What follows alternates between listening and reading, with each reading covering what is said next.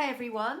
So I'm so excited because we've just received the first of the advances of MyPA 2021. So before I dive in and tell you all about the system, the contents and what MyPA can do for you, I thought I would just tell you a little bit of backstory how MyPA came to be. So back in 2015, I was looking for a planner. I'd become completely overwhelmed with my business. I felt that I really wasn't achieving what I wanted to achieve. I had books for everything, diaries, lists for this, lists for that, and I wanted something that was just going to incorporate everything. So I went out and searched the market. I probably bought about 10 planners online and at various stationers, but nothing was really addressing my time management challenges and my productivity challenges. I was still feeling that I still needed a book for this and a different book for that and a different place to put this and a different place to put that. So I decided, well, why wouldn't I just design one for myself? So I went ahead and did it, and it was a complete game changer for me. I used it for about a year, and it changed my life. I just felt that by Friday I was ticking off lots of different boxes. I felt on top of everything. I felt organised and focused. So it was a really good thing for me. I was also a member of a women's business group, and I saw that a lot of them were facing the same challenges. So I decided that this was a good idea to offer this to other people and other entrepreneurs. So in 2017, I launched MyPA on Kickstarter, and since then it's been a little bit of a success story. We've been featured on numerous blogs. Last year we were touted as the #1 planner on CNBC Make It, and I think it's changed quite a few people's lives. I've had such great feedback about how it's helped people. So I'm just going to tell you a little bit about the design first of all. It was quite a challenge to find somebody who would actually produce this, because it's quite a mighty planner, and I didn't want anything that had a spiral in the middle of it. I wanted something that was going to open out when you have sort of opened it to the middle. It was going to lie flat and give a really good writing experience without having to sort of bang into a spiral and pages falling out and all sorts. So I did manage to source a printer that could offer this functionality. With regard to the cover, we went for a matte laminate flexi bound.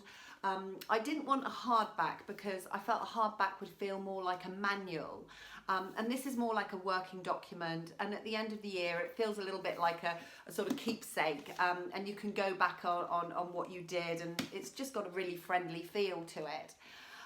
The other thing is MyPA. I didn't decide to call that at the very beginning. It came about because it really felt like I had my own little paper personal assistant.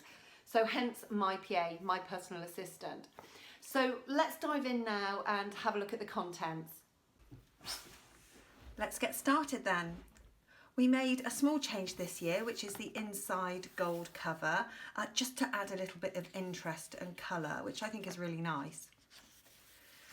Here we have a place where you can put your name and address, just in case you should lose your planner, somebody can return it and contact you.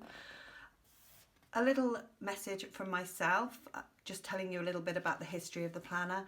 And then the planner starts with this beautiful quote: "To accomplish great things, we must not only act, but also dream. Not only plan, but also believe." I love that. So here's a little summary of what the planner does really, what it does to help you. So it can help you achieve your goals, manage your time, be more productive, more organised, stay focused, keep everything in one place, overcome overwhelm, be inspired, remember your ideas, work smarter, stay positive, and really importantly this year particularly, balance work and life. So with what's going on in the world at the moment and so many people working from home, it's really important to create a healthy work-life balance. This is a little bit about the system. It's a very, very simple system, literally 3 steps, and this tells you all about it here. So let's get into the contents. We start with a 2020 review. So I think it's really important to look back on how you did last year, what went right, what went wrong, what you enjoyed, and what you're going to do next year that perhaps you didn't do this year. So this is a really good idea. Little questions here like what made you happy in 2020? And what areas of your personal life would you change in 2021? So that's a great way to look back so you can make it better for this year. Then we come to a list here of 50 points and 50 things you want to achieve in the next 10 years. So really this goes on the premise, if you don't know your destination, how do you expect to get there? So yes, 10 years it may seem like a long time, but also it can go really quickly. So here's a really lovely place where you can put the things that you want to do over the next 10 years. I love this. This is all about your life, and again, it's really trying to make you focus so you can make your year really good. So it asks you really searching questions here. What do you love to do? What are you good at? Which tasks do you dislike? Maybe those are ones that you could perhaps outsource next year. What days will you work? What hours? How will you spend your spare time? How will you spend your weekends? What holidays will you take? Lots of things there to get you really focused in creating a really great life for yourself. Then we have a 2021 bucket list. So you can put all the things that you want to do this year and then into the business plan. The great thing about my PA, it has a really comprehensive business plan. Once you've completed this, I really feel that you're going to be able to just crack on and get going, basically. So this is all about what is your why. That's so important when you're running a business from home, because you are going to go through really difficult times probably where things look a little bit hopeless some days and you feel like you're banging your head against a brick wall. But if you go back to why you're doing it, it will keep you on task and keep you positive and motivated. So knowing your purpose makes you feel more alive, and when you know your why, it becomes easier to live a life that's true to your core values. And that is so true. So then we get into your vision. So you can write here your vision for this year, for 5 years time, and you can also, here's a space where you can draw. Some people like to draw. It's a more visual experience for them. Then we get into your big mission and your big goals. So here you can really look at what you want to achieve, get those big goals written down there, and then later on we can divide those into smaller goals.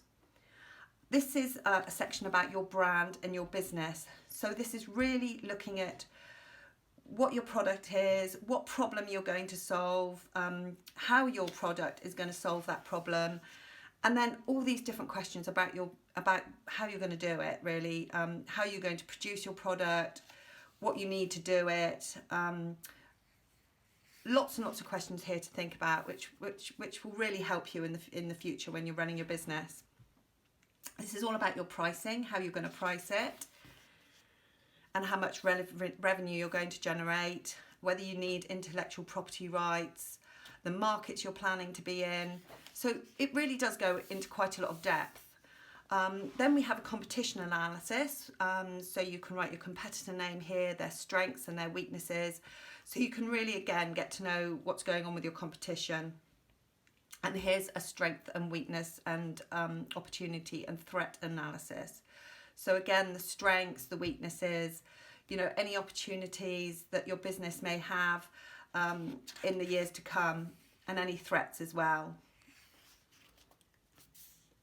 And also how obviously you're going to overcome it all. So here's your marketing plan. This is all about how you're going to sell your products, really. And the first thing you need to do is define your target audience. So again, a great place here to delve in and find out exactly who your customers are, what they like, what they're passionate about. So you really get to know them, and then you can find a way to sell to them and sell your product to them. And then this is all about how to sell your products. How are you going to sell it? You're going to have a website, you're going to do it on Amazon, Etsy. This is all, diving into your sales funnel, email marketing, building your email list, webinars, your social media marketing plan, video content, blogging, podcasting. So really, it's going to make you really think about how you're going to sell your products. And here's a PR plan as well. Once you've done that, you're going to have a pretty good idea about how you're going to move your business forward. So here's a place where you can list all the projects that you need to undertake to get all that done. And later on, we'll be drilling down into the months and weeks and how you're going to do that. There's a section here to put your connections. Making connections is so important. There's a lovely quote here from Richard Branson: succeeding in business is all about making connections. So here you can write who you want to be connected with, why, and you can go back and look at this and see it, you know, whether you have or not, and where you are with that. Then there's a lovely section here. I love this because this is the tasks that you would be doing daily, weekly and monthly. These are things that you're going to be doing every day, every week and every month. Things like setting your daily goals, maybe creating your social media content. Weekly, you may be doing a blog post rather, or creating a newsletter. And monthly, you may be doing your accounts. But these are things that once you put them there, then you can now add them into your schedule. Really useful. Then there's a personal survival budget here. So this is all about what you need to survive, how much money you need to make to survive. And then you've got your profit and loss forecast and your balance sheet. Then there's a grid calendar here. And then we go into each month. So every month has a grid here, so you can just jot things in like mum's birthday or party or whatever you want to put there, and then you can put them into the weekly schedule as you go.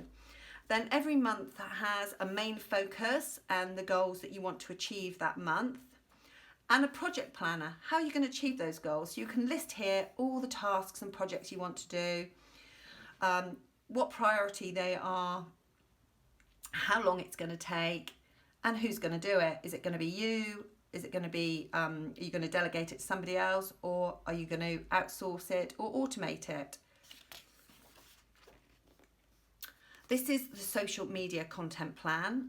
Very, very simple. So you put your date here that you want to publish your content, what the content's all about, and how you're going to create that content, whether it's going to be a blog, a video, image post, and you can just tick here, and then at the end you can just write a T for Twitter or F for Facebook or I for Instagram, where you're going to actually post that content.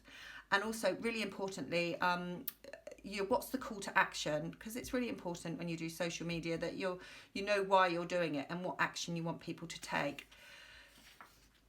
So this is what I consider to be the best part of the planner, which is the weekly schedule, because it's the things that we do every day and every week and they're going to drive our business and our life forward. So let's just get into what this weekly schedule has. Every week you get a lovely quote at the top here to help you stay inspired and motivated. You can put your regular things that you have to do here. So it could be a blog post, social media, a newsletter, and then the goals and actions you want to do for that week and all your projects down here. So there's a little sort of summary there of what you're going to do this week. Then up here, you've got all your notes that space rather for all your notes. So you can write your expenses here, your shopping list, you can jot a phone number here.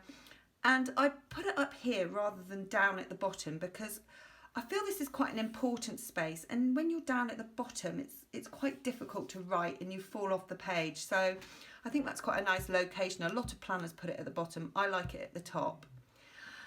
Then going into each day, you have a space here to write 3 goals.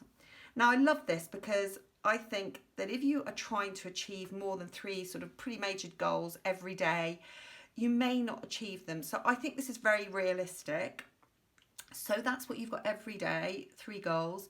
And then you can put all your tasks and time block them here. So I believe that you need to schedule every piece of work that you need to do so that you know that between 9 and 10 you're going to do your blog post. And as you get used to it, you'll begin to realise how long each task takes, which is absolutely great. And then for the, you'll get more accurate at planning. Every day has, I think, as I said, work and life balance is really important. So every day you have a space here to write down how many minutes you meditated, how many minutes you exercise, and how many glasses of water.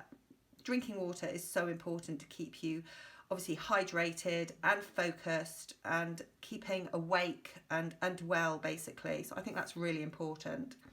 So that's the weekly schedule. At the end of every week, a lot of planners have this every month, but I think it's really important to review your every week. So here you can write how many sales you make, how many emailed subscribers signed up, how many social media follows you got this week, your achievements, what worked, what didn't, and what you need to do to achieve these goals going forward. So you're always improving on the previous week. And then here, I think really importantly, is a space for gratitude. I'm not a great believer in trying to write reams and reams in a separate journal, because I think it's hard to keep that up. But I think with a small space here, gratitude is really important, and I think you'll keep doing it if you've only know that you only have to write a little bit. So here is such a lovely space for all your ideas. You can draw, you can mind map, scribble, doodle, whatever you like to do, but it's a great place. If you've got an idea, you can jot it down, not to forget it, and you don't have to put it in another book. So it's all recorded in My PA here. So that's the planner. We've also got 2 ribbon markers, so you can keep there's a marker, so you can use these to keep your place or 2 places. They're really handy, so you may be having one here or one there, however you want them. Then at the end of each month we also have your January profit and loss, your cash flow. And then at the end of the planner, you have lots of space for notes, some grid pages, and also contacts here. And then there's the 2022 calendar. And at the end of the year, you can also review your year here. So that is My PA 2021. Last year we were sold out by December the 10th, so we have ordered more this year, but if you want to get your copy, I suggest you get in quick. Thanks very much for watching.